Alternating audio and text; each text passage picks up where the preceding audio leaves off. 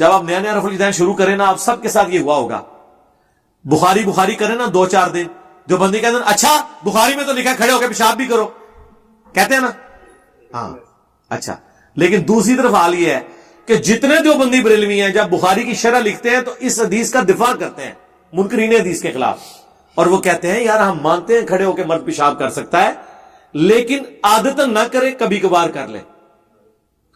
جواب دے رہے ہوتے ہیں منکرین حدیث کو، جس بات کا جواب تم منکرین حدیث کو دے رہے ہو حدیث کے دفاع میں، اس کی ٹانٹ ایک اہل حدیث کو کرتے ہو، تو یہ کیا کر رہے ہو؟ ایک ٹکٹ میں 2 مزے۔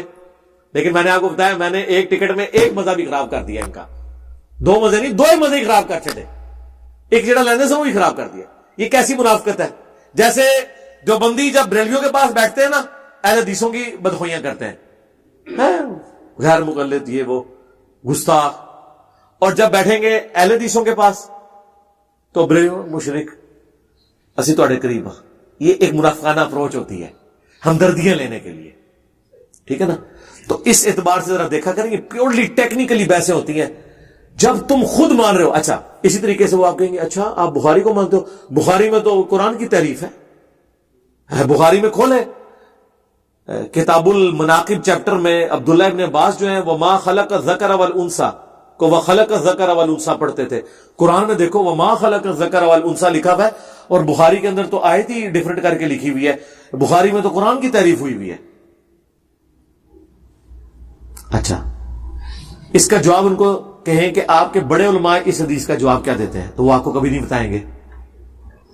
کیوں؟ کہ ان کے بڑے علماء اس حدیث کو ڈیفینڈ کرتے ہیں کہ یہ ایک قرات میں یہ الفاظ ہیں، اور قرآن 7 قراتوں میں نازل ہوا ہے، بخاری پہ کوئی اعتراض نہیں ہے، 7 قراتوں کو مانتے ہیں ہم۔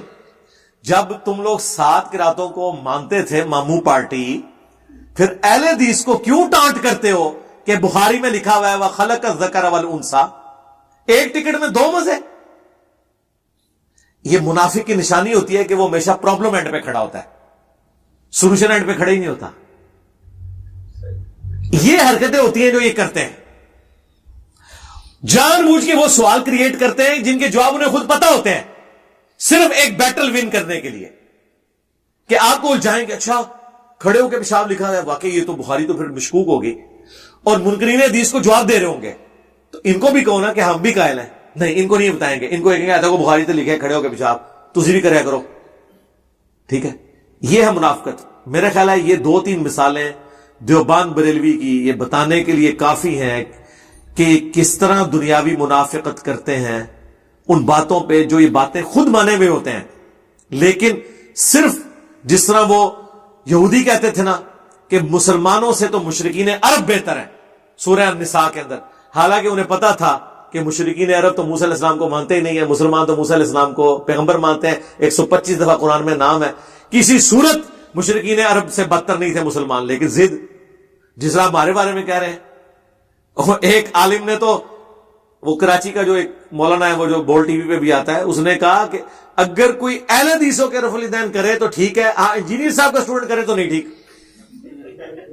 ہاں، اور یہ وہ لوگ ہیں جن کو دیوبندی بریلوی کہتے تھے کہ شافعیوں کے رفع الیدین کر لو، ٹھیک ہے تو ٹھیک، اگر تم غیر مقلد ہو کے کرو گے تو نہیں ٹھیک، تو یہ چڑھتے تھے۔ اب یہ انہوں نے کہا اچھا یہ اچھی گالی ہے، یہ انجینئر صاحب کے اسٹوڈنٹ کو ہم بھی دیتے ہیں کیونکہ یہ بڑی کارگر ہوئی ہے نا، تو انہوں نے کہا ہاں جی انجینئر کا اسٹوڈنٹ ہو کے رفع الیدین کرے تو غلط، اہل حدیث ہو کے کرے تو ٹھیک، تو اس کا مطلب دیوبندی بریلوی پھر تمہارے ساتھ ٹھیک کرتے تھے، حالانکہ انجینئر صاحب کے اسٹوڈنٹس تو کبھی کہتے نہیں کہ ہم انجینئر کا اسٹوڈنٹ ہو کے رفع الیدین کر رہے ہیں، وہ ہمیشہ کہتے ہیں ہم بخاری مسلم کو پڑھ کے بنو امیہ کو بھی کنڈیم کر رہے ہیں اور بخاری مسلم کو پڑھ کے رفع الیدین بھی کر رہے ہیں، تو یہ تو زمین آسمان کا فرق ہے۔ تو یہ ایک ٹکٹ میں کتنے مزے کرتے ہیں۔ میں نے آپ کو ایجوکیٹ کر دیا، آپ کی داڑیاں بھی سفید ہو جاتی نا، آپ کے ماں باپ کی تو ہوئی، ان کو یہ چلاکی نہیں مولویوں کی پتہ چلی، میں نے آپ کو ایک ایک ان کی باریکیاں بتا دی کہ کدھر کدھر یہ لوگ ڈنڈی مار رہے ہوتے ہیں۔ ایک بہت بڑے پاکستان لیول کے عالم ہے، نام لیے بغیر آپ کو پتہ چل جائے گا کس کی بات کر رہا ہوں، کئی لیکچرز میں انہوں نے کہا سب میرے نبی کے طریقے ہیں، اللہ نے میرے نبی کی سنتوں کو جاری کر دیا، رفع الیدین کرو یا نہ کرو، لیکن سرکار کو رفع الیدین ان کا شاگرد شروع کر لے تو چھڑواتے ہیں اس سے۔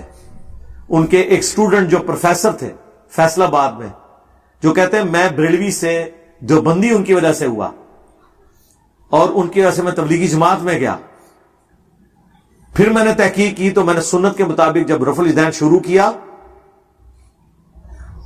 تو مسجد نبوی میں ان کے ساتھ کھڑا ہوا. تو میرے لیے امتحان تھا کہ جس بندے کی وجہ سے مجھے ہدایت ملی ہے آج میرے ساتھ ہے, میں اسے رفع الیدین کروں یا نہ کروں. حالانکہ اسے بے فکر ہو کے کرنا چاہیے تھا کہ اس نے تو لیکچرز میں کئی دفعہ کہا کہ سب میرے نبی کے طریقے ہیں.